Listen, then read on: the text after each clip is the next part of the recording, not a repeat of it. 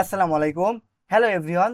Serving on chapter 8 এর তৃতীয় ক্লাসে তোমাদের সবাইকে স্বাগতম। এই ক্লাসে আমি তোমাদের যে টপিকটা পড়াবো তোমাদের সেমিস্টার ফাইনাল পরীক্ষার জন্য অনেক গুরুত্বপূর্ণ এবং প্রতিবারই সেমিস্টার ফাইনাল পরীক্ষায় এই টাইপ থেকে একটা ম্যাথ আসার সম্ভাবনাও সব থেকে বেশি। কি টাইপের ম্যাথ আমি যদি তোমাদের একবার দেখাই, দেখো আমাদের যে বিয়ারিং নির্ণয়ের যে ম্যাথগুলো আছে, যে সুষম পঞ্চভুজ বা ষড়ভুজ দেওয়া থাকবে, যে কোনো একটা বাহুর এবি বাহু বা বিসি বাহুর যে কোনো একটা বাহুর বিয়ারিং দেওয়া থাকবে এবং অন্যান্য বাহুগুলোর বিয়ারিং নির্ণয় করতে বলবে। এবং তোমরা দেখতেই পাচ্ছ এই প্রশ্নটা কতবার বোর্ড পরীক্ষাতে এসেছে এবং এগুলো সেমিস্টার ফাইনাল পরীক্ষার জন্য অত্যন্ত গুরুত্বপূর্ণ। আমিও তৃতীয় সেমিস্টারে যখন সেমিস্টার ফাইনাল পরীক্ষা দিয়েছি, 6 মার্কের একটা এই ম্যাথ টাইপের ম্যাথ ছিল। ম্যাথ করানোর ক্ষেত্রে কিছু বেসিক দরকার। আজকের ক্লাসে আমি তোমাদের সেই বেসিকটা ক্লিয়ার করে দেবো এবং পরের ক্লাসে আমি তোমাদের ইনশাল্লাহ ম্যাথগুলো এমন সহজ ট্রিক্স এবং সহজভাবে বুঝিয়ে দেবো তোমরা ভুলই করতে পারবে না। তোমাদের ভুল করার সম্ভাবনা একদম 0% নেমে আসবে, কারণ এই ম্যাথগুলো করার পরে নিজেই তুমি সাইন দিয়ে আসতে পারবে বা নিজেই বুঝতে পারবে তোমার অঙ্ক ঠিক হয়েছে কিনা। তো চলো আজকের ক্লাসটা বেসিক দিয়ে শুরু করা যাক। আমাদের শুরুতেই আছে ঘের। ঘের কি? ঘের হলো আমাদের একাধিক সার্ভে লাইন। ঘের হলো আমাদের একাধিক সার্ভে লাইন একটা অপরটার সাথে যুক্ত হয়ে যে পথটা তৈরি করে তাকে আমাদের আমাদের ঘের বা ট্র্যাভার্স বলে। দেখো আমাদের ধরো এটা আমাদের একটা সার্ভে লাইন, এটার সাথে আমাদের আর একটা সার্ভে লাইন এখানে যুক্ত আছে, এটার সাথে আমাদের আরেকটি সার্ভে লাইন মনে করে এখানে আমাদের যুক্ত আছে। তাহলে আমাদের ঘেরের সংজ্ঞা কি বলেছি? যে একাধিক সার্ভে লাইন। এই যে মনে করে একটা সার্ভে লাইন, এই যে একটা সার্ভে লাইন, এইটা, এই যে আর একটা সার্ভে লাইন, এই যে আর একটা সার্ভে লাইন, একটা আর একটার সাথে এই একটা সার্ভে লাইনের সাথে এই যে আর একটা সার্ভে লাইন, দেখো তো আমাদের এই মাঝখানে যুক্ত হয়েছে না? আবার এই সার্ভে লাইনটার সাথে আমাদের এই সার্ভে লাইনটার সাথে এই সার্ভে লাইনটা এইখানে আমাদের যুক্ত হয়েছে না? তাহলে আমি কি বলেছি? যে একাধিক সার্ভে লাইন একটা অপরটার সাথে যুক্ত হয়ে আমাদের একটা অপরটির সাথে যুক্ত হয়ে যে পথটা তৈরি করে, এই যে আমাদের দুইটা যুক্ত হয়ে যে পথটা, এই দেখো আমাদের এই যুক্ত হয়ে যে এই যে এখানে আমাদের এই পথটা তৈরি করেছে না? বলো তো আমাকে। তাহলে এই পথটা তৈরি করেছে, তাহলে এই পথটাই আমাদের ঘের বা ট্র্যাভার্স। আশা করি সবাই বুঝতে পেরেছো যে ঘের বা ট্র্যাভার্স কি।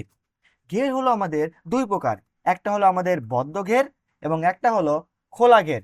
দেখো বদ্ধ ঘেরটা আমাদের সংজ্ঞা কি? যে ঘেরের প্রথম বিন্দু ও শেষের বিন্দুর সংযোগ করা হয় তাকেই আমাদের বদ্ধ ঘের বলে।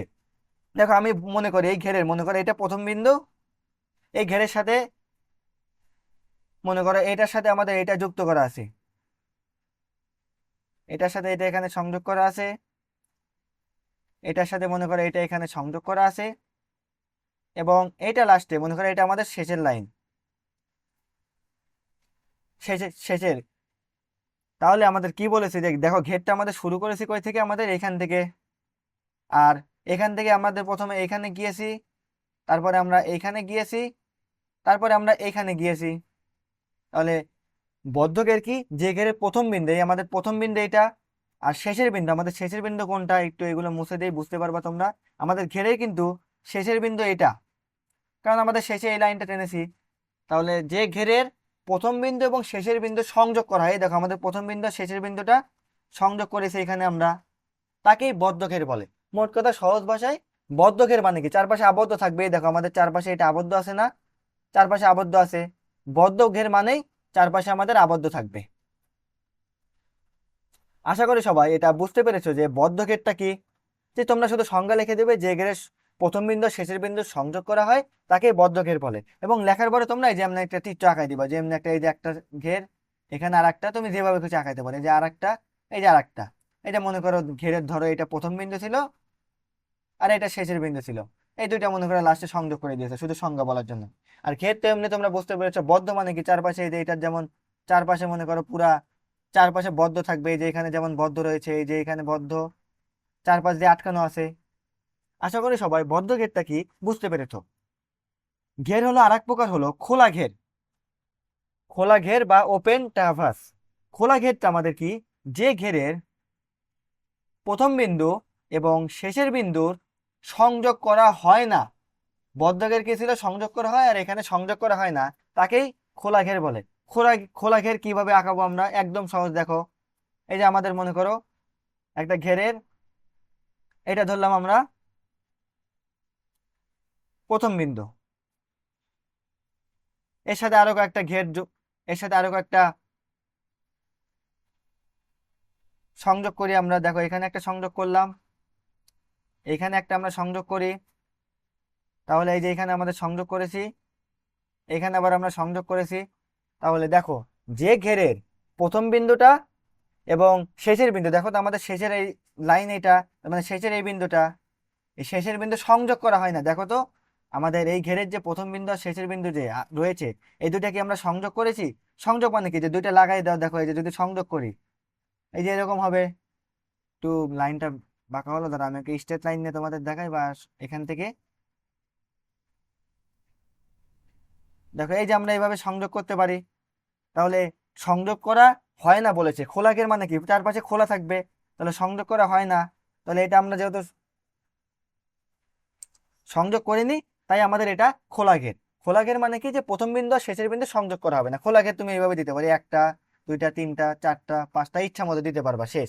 কেননা দেখো এই ঘেরের প্রথম বিন্দু আমাদের এইটা এবং ঘেরের শেষের বিন্দু আমাদের এইটা, এই দুটো আমাদের সংযোগ করা হয়নি, তাই এটা আমাদের খোলা ঘের। আশা করি সবাই ক্লিয়ার। এখন তোমাদের আর একটা ইম্পর্টেন্ট টপিক বুঝাবো, সেটি হলো পূর্ণবৃত্ত বিয়ারিং। পূর্ণবৃত্ত বিয়ারিংটা আমাদের কি, উত্তর রেখা হতে, এই দেখো এটা কিন্তু আমাদের উত্তর রেখা, নর্থ উত্তর রেখা, উত্তর রেখা হতে ডানাবর্তে, ডানাবর্তে মানে কি, ডান দিকে কোনো রেখা পর্যন্ত আনুভূমিক কৌণিক মানই হলো পূর্ণবৃত্ত বিয়ারিং। আর পূর্ণবৃত্ত বিয়ারিং সবসময় আমাদের 0 ডিগ্রি থেকে 360 ডিগ্রির মধ্যে হয়ে থাকে। পূর্ণবৃত্ত বিয়ারিংটা আমাদের কি হয়ে থাকে সবসময়, 0 ডিগ্রি থেকে 360 ডিগ্রির মধ্যে হয়ে থাকে। এখন ধরো আমাদের যে পূর্ণবৃত্ত বিয়ারিং, এই যে এখানে যে রেখা আছে, এই যে রেখাটা মনে করো আমরা এখানে নিয়ে এখানে এনে বসিয়ে দিলাম। বসানোর পরে মনে করি আমাদের এখানে যে এই কোণটুক, এই রেখাটার মনে করো এই যে এটা আমাদের নাম দিলাম এ বি রেখা, এটা এটা এ এবং এটি আমাদের বি, এটি আমাদের বি। এবং আমাদের এই কোণটার মান দেওয়া আছে, এই কোণটার মান দেওয়া আছে মনে করো কত ধরবো, এই কোণটার মান দেওয়া আছে আমাদের 50। তাহলে এই এবি রেখার যদি পূর্ণবৃত্ত বিয়ারিংটা নির্ণয় করতে বলে, কিভাবে বের করব? দেখো একদম সহজ, উত্তর রেখা, এই যে আমাদের উত্তর রেখাটা কোনটা বলো তো, এই যে একদম সোজাতে রেখা, এই যে এটা কিন্তু আমাদের উত্তর রেখা, তাই না? এই যে এটা উত্তর রেখা আমাদের নর্থ। তাহলে পূর্ণবৃত্ত বিয়ারিংটা আমাদের কি, যে উত্তর রেখা হতে ডানাবর্তে, দেখো তো আমাদের এই যে হাতের ডান দিকে ডানাবর্তে কোনো রেখা পর্যন্ত, এই যে এবি রেখা, রেখা পর্যন্ত যে আনুভূমিক কৌণিক মান, সেটি হবে আমাদের পূর্ণবৃত্ত বিয়ারিং। মানে উত্তর রেখা থেকে ডানের দিকে কোনো রেখা, এই যে এবি রেখা পর্যন্ত যে কৌণিক মানটা, এটাই হবে আমাদের পূর্ণবৃত্ত বিয়ারিং। আর সবসময় খেয়াল রাখবে যে কোনো সময় এই যে আমাদের এবি রেখাটা আছে, রেখাটাকে ক্রস করা যাবে না, ওই রেখা পর্যন্ত যাবে, ওই রেখার বাইরে এক বিন্দু পরিমাণও যাবে না। তাহলে এইটা আমরা কিভাবে বের করব? দেখো তো আমাদের এই কোণটুকুর মান যদি 50 হয়, এই পুরাটুকু, এই কোণটুকুর মান যদি 50 হয়, আমাদের এই পুরাটুকু কত, 90 ডিগ্রি। তাহলে 50 যদি পুরাটুকু 90 ডিগ্রি হয়, এইটুকু যদি আমাদের 50 হয়, এইটুকু কত ডিগ্রি? ডেফিনেটলি 40 ডিগ্রি হবে। তোমরা বুঝে গিয়েছো আশা করি এটা। তাহলে এই কোণটুকুর মান যদি আমাদের 50 হয়, আমাদের এই কোণটুকুর মান কত হবে? 40 ডিগ্রি। তাহলে আমাদের এবি রেখার পূর্ণবৃত্ত বিয়ারিং কি হবে? এই যে উত্তর রেখা, উত্তর রেখা হতে ডানাবর্তে কোনো রেখা পর্যন্ত, একদম উত্তর রেখা থেকে ডানাবর্তে আমাদের এই ডান দিকে এই রেখা পর্যন্ত সৃষ্ট যে কৌণিক মানটাই হবে আমাদের পূর্ণবৃত্ত বিয়ারিং। তাহলে এবি রেখার আমাদের পূর্ণবৃত্ত বিয়ারিং কত হবে? আমাদের এইটুকু কত, এইটুকু আমাদের এক সমকোণ 90 ডিগ্রি, 90 ডিগ্রি প্লাস, আর আমাদের এই কোণটুকুর মান কত পেয়েছি, এই যে আমাদের রেখা পর্যন্ত আমি দেখিয়ে দিই যদি, এই যে আমাদের রেখা পর্যন্ত এই মানটুকু কত পেয়েছি আমরা? 40 ডিগ্রি। তাহলে 90 degree plus 40 degree equal to 130 degree. আশা করি সবাই বুঝতে পেরেছো। আমি জাস্ট আরেকবার কি বলে দেই এবং আরেকটা জাস্ট উদাহরণ দেখিয়ে দিলে তোমরা বুঝতে পারবে যে পূর্ণবৃত্ত বিয়ারিংটা আসলে কি। ওকে, এগুলো সব মুছাতে, জাস্ট এই কোণটা 40 ডিগ্রি, এই কোণটা 50 ডিগ্রি। ওকে, পূর্ণবৃত্ত বিয়ারিংটা আমাদের কি বলেছে সংজ্ঞায় একটু খেয়াল করো তো, যে উত্তর রেখা থেকে, আমাদের উত্তর রেখা কোনটা, আগে আগে উত্তর রেখা ডিফাইন করি। উত্তর রেখা আমাদের এইটা, উত্তর রেখা হতে ডানাবর্তে মানে হাতের ডান দিকে কোনো রেখা পর্যন্ত, এই দেখো আমাদের এই যে এটা হলো এবি রেখা, এইটুকু আমাদের এবি রেখা, উত্তর রেখা হতে ডানাবর্তে কোনো রেখা পর্যন্ত, এই যে এটা নীল কলম দিয়ে লিখে দেখো, উত্তর রেখা হতে এই যে আমাদের উত্তর রেখা এখান থেকে ডানাবর্তে মানে ডান দিকে এই রেখা পর্যন্ত যে কোণ হবে, এই রেখা পর্যন্ত কোণই হবে আমাদের পূর্ণবৃত্ত বিয়ারিং। তাহলে এইটুকুর মান আমাদের 90 ডিগ্রি আর এইটুকুর মান আমাদের 40 ডিগ্রি। তাহলে 90-এর সাথে যদি আমরা 40 যোগ করি আমাদের 130 ডিগ্রি পাবো।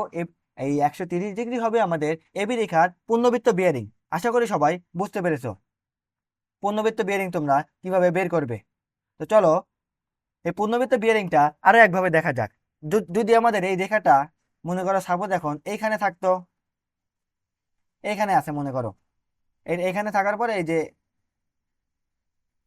এটা মনে করো এ এবং এটা আমাদের বি, এটা আমাদের এ আর এটা আমাদের বি, এবি রেখা। এখন এবি রেখার আমাদের এই কোণটার মান দেওয়া আছে, এই কোণটার মান দেওয়া আছে ধরো এটুকু কত হতে পারে 40 ডিগ্রি, এই কোণটার মান আমাদের ধরো 40 ডিগ্রি। এখন পূর্ণবৃত্ত বিয়ারিংটা কি আমাদের উত্তর রেখা থেকে, এই যে আমাদের উত্তর রেখা কোনটা, এই যে এটা উত্তর রেখা, উত্তর রেখা হতে ডানাবর্তে তার মানে উত্তর রেখা হতে ডান দিকে ঘুরবা, ডান দিকে ঘুরে ওই রেখা পর্যন্ত, আমি ওই বলেছি কিন্তু যে ওই রেখাকে ক্রস করা যাবে মানে এই রেখা পর্যন্ত যে কৌণিক মানটা এটাই হবে আমাদের পূর্ণবৃত্ত বিয়ারিং। তাহলে এগুলো মুছে দেই, আমাদের এই পুরাটুকু 90 ডিগ্রি, এইটুকু যদি 40 হয় এটুকু কত হবে, ডেফিনেটলি 50 হবে, তোমরা বুঝে গিয়েছো 90 থেকে 40 বাদ দিলে 50 হবে, এটুকু আমাদের কত হবে 50 ডিগ্রি, 50 ডিগ্রি, এটুকু আমাদের কত হবে, এটুকু আমাদের হবে কত 50 ডিগ্রি। ওকে, তাহলে আমাদের উত্তর রেখা কোনটা, এই যে এটা আমাদের উত্তর রেখা, এই যে আমি যে মার্ক করে দিয়েছি বা এই যে টান দিয়েছি একটা সাদা কালি দিয়ে, তাহলে এটা আমাদের উত্তর রেখা। উত্তর রেখা হতে ডানাবর্তে দেখো উত্তর রেখা থেকে এই যে আমাদের হাতের ডান দিকে ঘুরবে, পিছন দিকে গেলে কিন্তু হবে না, ওটা কিন্তু হাতের বাম দিকে হয়ে যায়। তুমি যেখানে যেখানে বসে আমার ক্লাসটা করো তুমি জাস্ট দেখো তোমার ডান দিকে হাতের কোন দিক হয় ওই দিকে তুমি ঘুরাও, ওই দিকে তুমি ঘুরাও। তাহলে উত্তর রেখা থেকে ডানাবর্তে আমাদের কোনটুকু কথা হবে, ওই রেখা পর্যন্ত, ওই রেখা পর্যন্ত আমরা যাই, সরি, উত্তর রেখা থেকে ডানাবর্তে ওই রেখা পর্যন্ত যে কোণ হবে, এই যে এই রেখা পর্যন্ত এই কৌণিক মানটাই হবে আমাদের পূর্ণবৃত্ত বিয়ারিং। তাহলে একটু দেখো তো আমাকে, যে এইখান থেকে আমাদের এইটুকু কত 90 ডিগ্রি, এখান থেকে আমাদের এইটুকু কত আরো 90 ডিগ্রি মানে 180 ডিগ্রি, আবার এইখানে আমাদের 90 ডিগ্রি, তার মানে আমাদের এই পর্যন্ত এই যে নীল নীল কালি যে দেওয়া আছে আমার, এই পর্যন্ত কোণ কত আসতেছে আমাদের 270 ডিগ্রি, 270 ডিগ্রি। আর আমাদের কি বলেছি যে ওই রেখা পর্যন্ত যেতে হবে, তার মানে রেখা পর্যন্ত হলে আমাদের আরো এতটুকু যেতে হবে, এতটুকু, এতটুকুর মান আমরা কত পেয়েছি 50 ডিগ্রি। তাহলে 270 degree plus 50 degree equal to 320 degree. আশা করি তোমরা সবাই বুঝতে পেরেছো পূর্ণবৃত্ত বিয়ারিংটা কি। আমি জাস্ট আরেকবার ছোট্ট করে রিপিট করে দেই যে পূর্ণবৃত্ত বিয়ারিংটা কিভাবে বের করলাম। এখানকার দেখো বলেছি কি যে উত্তর রেখা থেকে ডানাবর্তে আমাদের এটা উত্তর রেখা, আবার নীল কলম দিয়ে দেখিয়ে দেই যে ওটা উত্তর রেখা, এটা বেশি হিবিজিবি হয়ে গেছে, তোমরা এইভাবে দেখো জাস্ট এইভাবে বোঝো। এটা মুছে গেল তো এটা দ্বারা দিয়ে নেই, আর এটা 40 ডিগ্রি ছিল। ওকে, তাহলে পূর্ণবৃত্ত বিয়ারিংটা কি উত্তর রেখা হতে, এই যে আমাদের এটা উত্তর রেখা, তাহলে উত্তর রেখা হতে ডানাবর্তে কোনো রেখা পর্যন্ত, এই দেখো ডান দিকে ঘুরে এই রেখা পর্যন্ত আমি যাব, যাওয়ার পরে যে কোণটা পাবো ওইটাই পূর্ণবৃত্ত বিয়ারিং, কিন্তু রেখাকে কিন্তু ক্রস করা যাবে না। তাহলে আমাদের এইটুকু 90, এই পুরা আমি নীল কলম দিয়ে দেখাই বা এই কালি দিয়ে দেখাই, আমাদের এইটুকু কত 180 ডিগ্রি এক সরল কোণ, এইটুকু আরো 90 270, আমাদের রেখা পর্যন্ত যেতে হলে ওই রেখা আরো এইটুকু যেতে হবে, তাহলে এইটুকু আমাদের 50, তাহলে 270 প্লাস 50 দেওয়ার পরে আমরা যেটা পাবো সেটাই হবে আমাদের ওই রেখার পূর্ণবৃত্ত বিয়ারিং। আশা করি সবাই তোমরা বুঝতে পেরেছো যে এই রেখা ডানাবর্তে উত্তর রেখা থেকে, উত্তর রেখা হতে ডানাবর্তে এবি রেখা পর্যন্ত বা ওই রেখা পর্যন্ত আনুভূমিক কৌণিক মানই হবে ওই রেখার পূর্ণবৃত্ত বিয়ারিং। আশা করি সবাই পূর্ণবৃত্ত বিয়ারিংটা ক্লিয়ার। চলো আমরা পরের টপিকে যাই। পরের টপিক হলো হ্রাসকৃত বিয়ারিং। হ্রাসকৃত বিয়ারিংটা আমাদের কি, 90 ডিগ্রি থেকে ছোট কোনো একটি রেখা উত্তর দক্ষিণের সাথে, দেখো আমাদের উত্তর কোনটা, নর্থ মানে উত্তর, আর দক্ষিণ মানে সাউথ, উত্তর আর দক্ষিণের সাথেই থাকবে, এই দুইটার সাথে থাকতে হবে। যে রেখাটা অঙ্কন করে তাকে আমাদের হ্রাসকৃত বিয়ারিং বলে। হ্রাসকৃত বিয়ারিং অবশ্যই নর্থ এবং সাউথের সাথে থাকবে, মানে হ্রাসকৃত বিয়ারিং অবশ্যই উত্তর দক্ষিণের সাথে থাকবে। আর হ্রাসকৃত বিয়ারিং আমাদের সবসময় 90 ডিগ্রির থেকে ছোট হবে। এখন হ্রাসকৃত বিয়ারিংটা দেখো আমরা কিভাবে বের করব। হ্রাসকৃত বিয়ারিং কি বলেছে, সবসময় নর্থ এবং সাউথের সাথে থাকবে। দেখো আমি যদি এখানে একটা রেখা অঙ্কন করি, ধরো এটা আমাদের এবি রেখা,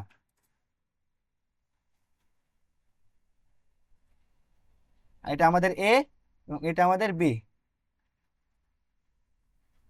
এখন এই এবি রেখার আমাদের এই মানটুকু দেওয়া আছে, এই মানটুকু দেওয়া আছে মনে করো 50।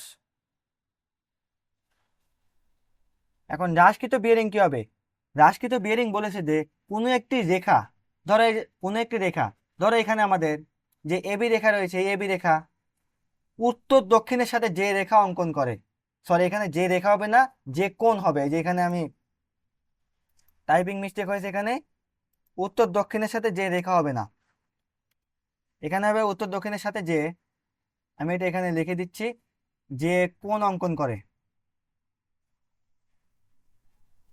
তাকেই হ্রাসকৃত বিয়ারিং বলে। আমাকে এখন বলো তো, দেখো এই পুরাটুকু আমাদের 90 ডিগ্রি, পুরাটুকু যদি 90 ডিগ্রি হয়, তার মধ্যে এইটুকু আমরা পেয়েছি 50, তাহলে এইটুকু কত, এইটুকু ডেফিনেটলি 40 ডিগ্রি, তোমরা বুঝে গিয়েছো। এইটুকু আমাদের কত হবে, 40 ডিগ্রি। তাহলে বলো তো আমাকে যে কি হবে হ্রাসকৃত বিয়ারিং। দেখো হ্রাসকৃত বিয়ারিং অবশ্যই নর্থের সাথে থাকবে, নয়তো সাউথের সাথে থাকবে। দেখো তো আমাদের এই এবি রেখাটা কোন রেখার সাথে আছে, সাউথের সাথে আছে। এই যে আমাদের এবি রেখাটা সাউথের সাথে আছে, তাহলে সাউথের সাথে যে কোণটা তৈরি করবে সেটাই হবে আমাদের হ্রাসকৃত বিয়ারিং। এখন হ্রাসকৃত বিয়ারিংটা আমরা কিভাবে লিখবো বলো। দেখো হ্রাসকৃত বিয়ারিং আমাদের 40 ডিগ্রি পেয়েছি না, 40 ডিগ্রি। প্রথমে আগে লিখবো আমরা যে সাউথ অফ কিংবা নর্থ যেটার সাথে থাকবে সেটা লিখবো সাউথ। মনে করো এটা যেহেতু আমাদের সাউথের সাথে আছে, তাই এটা আমরা সাউথ লিখবো। তারপরে আমাদের যে দিকে থাকবে, দেখো তো এই রেখাটা যে আছে এটা কোন দিকে আছে বলো তো, এই যে ওয়েস্টের দিকে আছে না, এটা রেখাটা আমাদের, তাহলে 40 ডিগ্রি সাউথ অবলিক ওয়েস্ট। এটা তোমাদের নবম অধ্যায়ে গেলে এটা আরো ভালোভাবে বুঝতে পারবে, কারণ নবম অধ্যায়ে তোমাদের পূর্ণবৃত্ত বিয়ারিং থেকে হ্রাসকৃত বিয়ারিং এবং হ্রাসকৃত বিয়ারিং থেকে পূর্ণবৃত্ত বিয়ারিং নির্ণয়ের অঙ্ক রয়েছে। তো এটা আশা করি সবাই বুঝতে পেরেছে যে পূর্ণবৃত্ত বিয়ারিং সবসময় উত্তর দক্ষিণের সাথে থাকবে। এই দেখো আমাদের এখানে যে দক্ষিণ আছে সাউথ আছে, সাউথের সাথে আমাদের যে কোণটা আছে এটাই। আর লেখার নিয়ম কি, প্রথমে নর্থ অবলিক সাউথ মানে উত্তর বা দক্ষিণের সাথে যেটা থাকবে সেটা লিখবো। এই যে এটা লিখেছি এস, তারপরে ওয়েস্ট। ওয়েস্ট কেন লিখলাম, কারণ দেখো এই যে রেখাটা আছে, একটু মুছে দিয়ে আমি ভালোভাবে দেখাই। ওরে ওয়েস্টটা মুছে দিলাম, ওয়েস্টটা আমি রাখি, ওয়েস্টটা রাখতে হবে, ওয়েস্ট। এখন এই যে আমাদের রেখাটা, এই যে এবি রেখা, এই যে আমাদের এটা এবি রেখা না, এবি রেখাটা এখানে আছে আমাদের সাউথের সাথে। আর আছে কোন দিকে বলো তো, এবি রেখার আশেপাশে দেখো তো, এবি রেখার সাথে আছে কোনটা, এই যে আমাদের ওয়েস্ট আছে না, ওয়েস্ট রয়েছে না, এই জন্য আমাদের 40 degree south oblique west. Just আর একটা উদাহরণ দিই, তাহলে তোমরা অনেক ভালোভাবে বুঝতে পারবে এই জিনিসটা। ধরো এই জিনিসটা যদি আমি, এই রেখাটাকে যদি আমি এখন নিয়ে, এই রেখাটাকে নিয়ে ধরো এই দিকে যদি আমি বসিয়ে দিই, ওইদিকে না দিয়ে ধরো এইদিকে বসিয়ে দিলাম, এইদিকে বসিয়ে দিলাম, দেওয়ার পরে ধরো আমাদের এই পাশের যে কোণটুকুর মান দেওয়া আছে, এই কোণটুকুর মান ধরো আমাদের 60। তাহলে এই কোণটুকুর মান যদি আমাদের 60 হয়, এটুকু কত হবে, পুরোটুকু 90 হলে 90 থেকে 60 বিয়োগ দিলে এটুকুর মান আমাদের 30 হবে। এখন হ্রাসকৃত বিয়ারিং কি সবসময়, হ্রাসকৃত বিয়ারিংটা কি হবে, আমি মার্ক করে দিই, হ্রাসকৃত বিয়ারিংটা সবসময় নর্থ এবং সাউথের সাথে থাকবে। তাহলে দেখো তো আমাদের এই যে এটা এবি রেখা ধরেছিলাম, এবি এবি লিখে দিই, তোমরা ভালো বুঝতে পারবে, এটা এ এবং এটা আমাদের বি। এখন হ্রাসকৃত বিয়ারিং দেখো, হ্রাসকৃত বিয়ারিং সবসময় কি বলেছে, উত্তর বা দক্ষিণের সাথে থাকবে। দেখো তো এটা আমাদের উত্তরের সাথে আমাদের আমাদের রয়েছে না নর্থের সাথে, দেখো তো নর্থের সাথে কত ডিগ্রি করে রয়েছে, নর্থের সাথে রয়েছে আমাদের 30 ডিগ্রি। তাহলে উত- আর হ্রাসকৃত বেরিং সবসময় কি বলেছে, 90 ডিগ্রি থেকে ছোট হবে। আর নর্থ আর সাউথ, মানে নর্থ বলতে উত্তর আর সাউথ মানে দক্ষিণ, এটার সাথে থাকবে। দেখো তো আমাদের নর্থের সাথে কত রয়েছে, 30 ডিগ্রি। তাহলে আমাদের এই রেখার এবি রেখার এই ক্ষেত্রে পূর্ণবৃত্ত বেরিং কি হবে, 30 ডিগ্রি। কার সাথে রয়েছে, নর্থ বা সাউথ যেটার সাথে রয়েছে সেটি আমরা আগে লিখবো। দেখো তো প্রথমে নর্থের সাথে রয়েছে না, এই যে আমাদের এই রেখাটা, এই যে এই রেখাটা আমাদের নর্থের সাথে রয়েছে। তাহলে আগে আমরা নর্থ লিখবো, একবার একবার এন লিখবো। তারপরে কোন দিকে আছে দেখো তো, এটা আমাদের যে দিকে আছে দেখো, এটা আমাদের ইস্টের দিকে রয়েছে না। দেখো এই যে আমাদের এটা যদি তুমি বুঝতে পারো তাহলে নবম অধ্যায়ের ম্যাথ তোমার জন্য আরো সহজ হয়ে যাবে। দেখো আমাদের ইস্টের দিকে রয়েছে না, এই যে আমাদের এই রেখাটা এবি রেখা নর্থের সাথে রয়েছে, এক এক নাম্বার। 2 নাম্বারটা আমাদের এই এবি রেখাটা যেখানে রয়েছে, দেখো তো আমাদের এবি রেখাটা এই যে আমাদের ইস্টের সাথে রয়েছে না। তার মানে আমাদের এবি রেখার হ্রাসকৃত বেরিং হবে 30 degree north oblique north into east, 30 degree north east. এখন আশা করি এই টপিকটা তোমরা সবাই ক্লিয়ার। আর তাও যদি ক্লিয়ার না হয়, আমি যখন তোমাদের নবম অধ্যায়ের ম্যাথগুলো বোঝাবো, পূর্ণবৃত্ত বিয়ারিং থেকে কিভাবে হ্রাসকৃত বিয়ারিং নির্ণয় করতে হবে এবং হ্রাসকৃত বিয়ারিং থেকে কিভাবে পূর্ণবৃত্ত বিয়ারিং, তখন আরো সহজভাবে তোমরা বুঝে যাবে। চলো আমাদের পরের টপিক দেখো, পরের টপিক একদম সহজ। এবং পরের টপিকটা হলো আমাদের যে ডানাবাত্তে ঘের। ডানাবাত্তে ঘেরটা কি, যে উত্তর রেখা হতে কোনো রেখা পর্যন্ত ডান দিকে কোণের মান হবে ডানাবাত্তে বিয়ারিং। মোট কথা উত্তর রেখা থেকে আমাদের হাতের ডান দিকে কোণের মান হবে